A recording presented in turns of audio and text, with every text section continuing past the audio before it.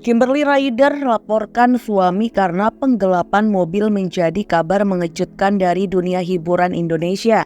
Pada saat proses perceraiannya dengan Edward Akbar berlangsung, Kimberly membuat langkah mengejutkan dengan melaporkan suaminya ke polisi atas dugaan penggelapan mobil.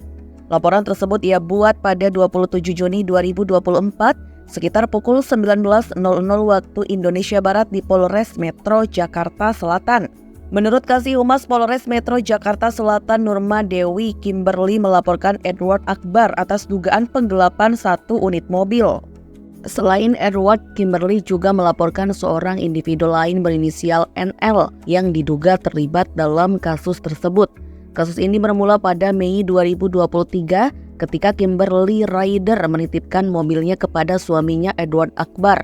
Namun hingga Mei 2024 mobil tersebut tidak kunjung dikembalikan.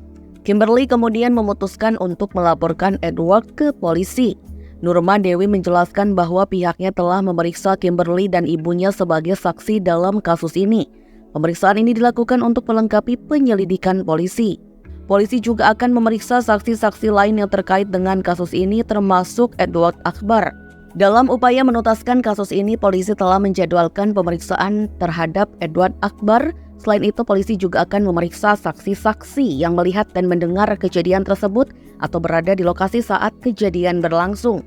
Namun, Nurma belum merinci kapan jadwal pemeriksaan tersebut akan dilakukan. Sementara itu, polisi masih terus mengumpulkan bukti-bukti dan keterangan dari para saksi untuk memastikan semua aspek kasus ini terungkap dengan jelas. Berita bahwa Kimberly Ryder laporkan suami karena penggelapan mobil ini segera menarik perhatian publik dan media.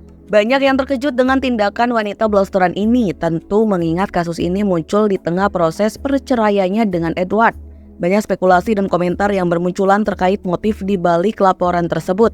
Sementara itu, Kimberly Ryder tetap tenang dan kooperatif dalam proses penyelidikan. Ia berharap kasus ini dapat segera selesai dan kebenaran dapat terungkap.